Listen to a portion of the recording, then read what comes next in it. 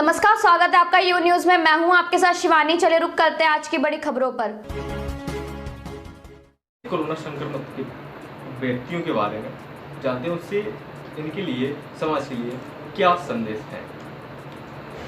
Ma'am, जैसे कि अभी देखा जा रहा है कि जब से लॉकडाउन खुला है तब से लगातार संक्रमित व्यक्तियों की, मरीजों की संख्या बढ़ती जा रही है। आखिर इनके पीछे किस चीज़ की वजह है? लोग नियमों का पालन नहीं कर रहे हैं या फिर कोई और वजह है? आप उन्हें क्या संदेश देना चाहेंगे?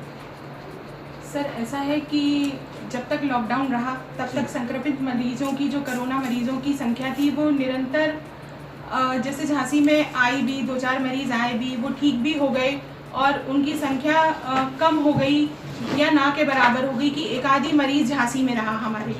ठीक है, उसके बाद क्या रहा कि लॉकडाउन खुल गया। लॉकडाउन खुलने के बाद मरीजों की निरंतर संख्या बढ़ गई। उसका एक कारण ये रहा कि जब तक लॉकडाउन रहा, सरकार ने हमें लॉकडाउन में उसको रहना, किस तरीके से रहना है, ये सरकार ने हमें सिखाया, परंतु जनता ने इस तरफ ध्यान नहीं दिया कि हमें किस तरीके से रहना है, अपनी सुरक्षा कैसे करनी है। लॉकडाउन का मतलब ही ये था कि हम अपने आप को किस तरीके से सुरक्षित करके चले।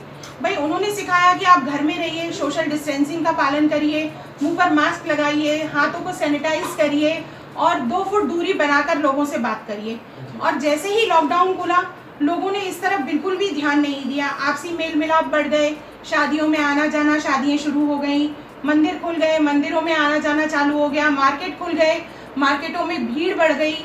तो उसकी वजह से लोगों ने क्या, ज़्यादातर लोग, मैं देख रही हूँ कि 50% लोग तो मास्क लगाए हैं और 50% लोग तो मास्क यूज़ ही नहीं कर रहे हैं और मार्केट जा रहे हैं, बिना हाथों को सैनिटाइज कर रहे हैं घर आके, और अपनी सुरक्षा के प्रति वो ध्यान नहीं दे रहे हैं। इसका खामियाजा उन्हें भुगतना पड़ेगा कि वो धीरे धीरे मरीजों की संख्या झांसी में लगातार दोबारा बढ़ती जा रही है। तो अपने आप को सुरक्षित करने के लिए सबसे पहले हमें खुद सुरक्षित होना पड़ेगा। अपने आप को किस तरीके से हमें ध्यान रखना है, ये हमको ही सोचना होगा, क्योंकि सरकार हमें या डॉक्टर या समाज सेवी संस्थाएं हमें नहीं बताएंगी इस बारे में, बार बार नहीं बताएंगी कि आपको क्या करना है। लगातार लॉकडाउन, इतने दिन लॉकडाउन रहा, बार बार समाज सेवी संस्थाओं ने, गवर्नमेंट ने, डॉक्टर्स ने, इवन आला अधिकारियों ने, पुलिस ने, सबने आपको समझाया, जनता को समझाया कि आपको किस तरीके से रहना है, किस तरीके से अपनी सुरक्षा करनी है। और जैसे हम बीमार हो जाते हैं तो अपने खुद ही दवाई ले लेते हैं कि खांसी जुकाम हो गया, हम खुद ही दवाई ले ली, डॉक्टर के पास नहीं गए।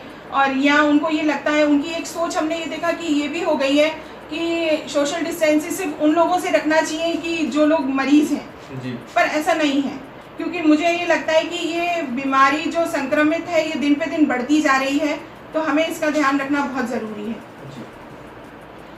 मैम, अभी अब देखा जा रहा है कि लॉकडाउन के दौरान काफ़ी स्टेट्स जो बंद हुए हैं, हमारे बुंदेलखंड के जो प्रवासी हैं, मजदूर वर्ग के लोग हैं, उन्हें लॉकडाउन की वजह से उनका रोज़गार जो छिन गया है और उन्हें मजबूर होना पड़ा है अपने घर पर आने के लिए। और अभी भी कुछ कह नहीं सकते कि वो लोग वापस जाएंगे भी या नहीं जाएंगे, उन्हें काम मिलेगा भी या नहीं। तो सरकार के लिए आपके क्या संदेश रहेगा कि उन्हें अपने गांव में ही उन्हें रोजगार प्राप्त हो? तो आप अपने विवेक से क्या उन्हें कोई संदेश देना चाहेंगे सरकार के लिए? सर, मेरा तो यही संदेश रहेगा कि जैसे लॉकडाउन में जो प्रवासी मजदूर बाहर से आए हैं, उन्हें तो गवर्नमेंट मनरेगा के थ्रू काम दे रही है, और जो एजुकेटेड लोग बाहर से वापस आए हैं, उनके लिए सरकार को कुछ सोचना चाहिए कि मान लीजिए हमारा एक बुंदेलखंड है, अगर यहाँ औद्योगिकरण होता, पहले से औद्योगिकरण होता, तो जो लोग यहाँ वापस आए हैं उन्हें बेरोजगार नहीं रहना पड़ता। तो हमारे बुंदेलखंड इतना बड़ा क्षेत्र है, उसमें एक औद्योगिकरण होना बहुत ही ज़्यादा ज़रूरी है। तो सरकार को इस तरफ ध्यान देना चाहिए कि जो एजुकेटेड लोग हैं, अब वो क्या करेंगे, उनके लिए कुछ नीतियाँ उन्हें बनानी पड़ेगी, उनको रोज़गार देना पड़ेगा। अगर नहीं देंगे तो वो भुखमरी के कगार पर तो आ ही जाएंगे, वो परेशान होंगे।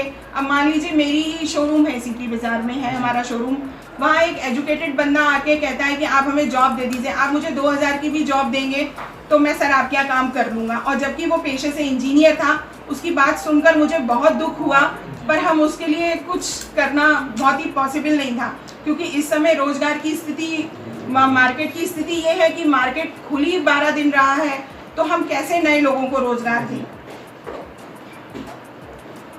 इन्हीं से संवाद के साथ आज मैम ने हमें बताया कि बुंदेलखंड काफ़ी पिछड़ा हुआ क्षेत्र है।